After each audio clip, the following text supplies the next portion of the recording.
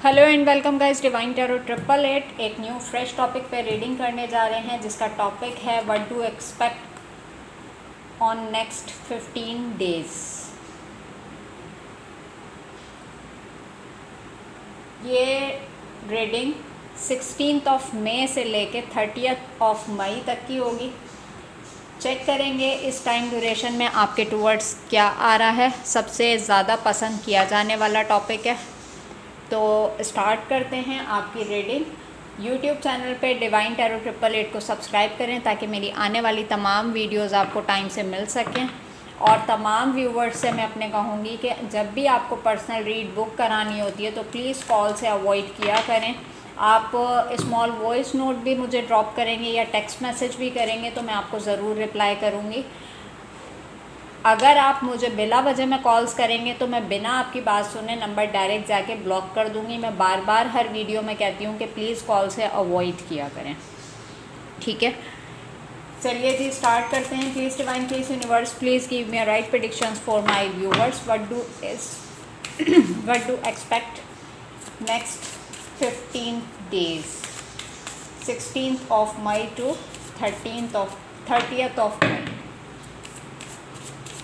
क्या आ रहा है मेरे व्यूवर्स की तरफ नेक्स्ट 15 डेज़ में। जितना आपकी सिचुएशन से रेजोनेट करे उतना रखिएगा, ज़बरदस्ती सिचुएशन में फिट इन करने की कोशिश नहीं कीजिएगा। Number 46 the thinking man, number 30 the garden in and the gate, number 4 family, number 30 okay, number 18 anxiety, number 9 broken heart, number 16 patience okay, number 23 all tied up,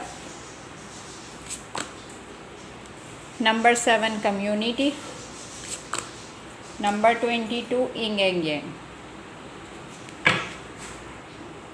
first of all अगर हम बात करते हैं नेक्स्ट 15 डेज़ में आपकी तरफ क्या आ रहा है। पहले पार्ट में मेरे पास पूरी आपकी लव लाइफ निकल कर आई है। द थिंकिंग मैन, एक ऐसा पर्सन जो कि आपको नॉन स्टॉप सोच रहा है, जिसकी आप वाइब्स को पिक कर रहे हैं। एक ऐसा पर्सन जिसने आपको बेइंतहा एंजाइटी दी है। ऑलमोस्ट आपकी तरफ से तमाम चीज़ें कंप्लीट हो गई हैं। आप इस सिचुएशन से इतने थक गए हैं कि अब आपके माइंड में भी इस पर्सन का ख्याल नहीं आता। The garden and the gate, जो पर्सन आपको कंटिन्यूसली सोच रहा है उसके माइंड में कंटिन्यू ये चल रहा है कि आपकी लाइफ में बहुत ब्लॉसमिंग आ चुकी है, बहुत अबंडेंस आ चुकी है और आप अपनी फैमिली के अंदर, अपनी लाइफ के अंदर ऑलमोस्ट सेटल हो चुके हैं।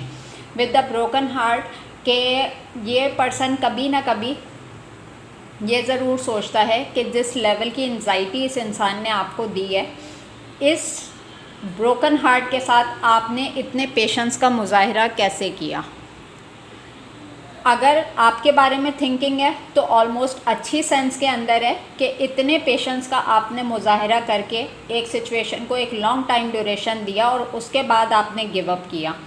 विद द कम्युनिटी कि आपको कम्युनिटी में बहुत ज़्यादा रिवील किया गया, कम्युनिटी में आपके टूवर्ड्स बातें की गई, कम्युनिटी को आपके अगेंस्ट कर दिया गया। वो कम्युनिटी सर्कल जो कि फैमिली मेम्बर्स होते हैं या फ्रेंड सर्कल होते हैं, ये आपका एक ट्विन फ्लेम पार्टनर रहा है। अगर मैं यहाँ पे क्लियर देखूँ तो ये आपकी फैमिली का पर्सन है जो कि आपके बारे में कंटिन्यूसली सोच रहा है। ये आपका कोई एक्स हस्बैंड भी हो सकता है और कोई एक्स पार्टनर भी हो सकता है, बट है कोई ये फैमिली का ही बंदा जिसने आपको इंतहाई लेवल की एंजाइटी दी है, हार्ट ब्रेक किया है। बट तमाम चीज़ों से पेशेंस रखते रखते अब वो ये चीज़ें सेंस कर रहा है कि इस पूरी सिचुएशन में आपने कितने पेशेंस का मुजाहिरा किया था और किस सिचुएशन पे आपने आके गिव अप किया है। जब आप इस सिचुएशन से वॉक अवे किए, वहीं उस इंसान ने आपके बारे में थिंकिंग करना शुरू की, सोचना शुरू किया कि ये इंसान आपको अपने माइंड से नहीं निकाल पाता। आपके वॉक अवे करने के बाद अब इस इंसान को एक रियलाइजेशन है कि कोई तो ऐसा ख़ास कनेक्शन था। इंग एंग यांग ट्विन फ्लेम कनेक्शन कहलाता है। इसकी डीप डाउन तो मैं नहीं जाऊंगी ट्विन फ्लेम में, बट समझाने के लिए इतना काफ़ी है कि जो आपकी लाइफ में अगर ट्विन फ्लेम पार्टनर एंट्री करता है तो वो आपकी लाइफ में आपको एक लेसन देने के लिए आता है, इंतहाई लेवल का पेन देता है, एंजाइटी देता है, और उसके बाद आपकी लाइफ से वॉक अवे कर जाता है आपको बर्डनसम सिचुएशन का शिकार करके। जैसे ही आप अपने ऊपर अपनी स्टेबिलिटी के ऊपर काम करते हो, वहीं वो इंसान फिर आपके बारे में सोचना शुरू करता है कि चीज़ों में किस तरीके से बिगाड़ पैदा हुआ, किस किस लेवल की उसने एंजाइटी दी, कहाँ कहाँ पे उसको रिग्रेट होना चाहिए। जब ये इंसान सोचता है आपके बारे में तो फिर ये भूल नहीं पाता, और फिर ये अच्छे तमाम मोमेंट्स याद करता है कि मैं अगर पेशेंस के साथ चलता तो चीज़ें सेटलमेंट की तरफ आ सकती थी, आप इस तरीके से इस रिलेशनशिप पे, इस सिचुएशन के ऊपर गिव अप ना करते। बट अगर आप इस कार्ड को गौर से देखते हैं, the garden and the gate, कि आपने अपनी साइड से बाउंड्रीज़ इतनी हाई कर ली हैं कि अब ये इंसान सोचने पे मजबूर है कि अगर मैं अप्रोच करूं भी तो किस तरीके से करूं, इसकी लाइफ में किस चीज़ की ऐसी कमी है जो ये मुझे अपनी लाइफ में दोबारा से एंट्री देगा या देगी। जेंडर स्पेसिफिक है, अपने तरीके से लीजिएगा।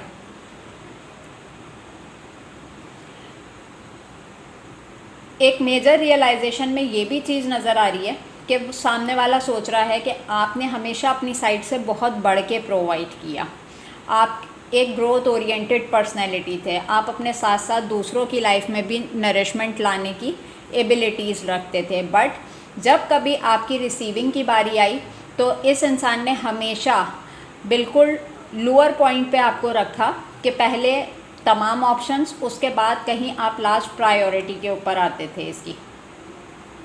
बट जब आपने इस सिचुएशन से वॉक अवे किया, अपने ऊपर काम किया, तो ये इंसान अगर दूर बैठा भी आपके बारे में सोच रहा है तो इन चीज़ों का रियलाइजेशन है कि आपने इसको अपनी साइड से क्या प्रोवाइड किया, कुछ ना होते हुए भी, और इस पर्सन के पास फुल पावर थी, अथॉरिटी थी, तमाम चीज़ें थी,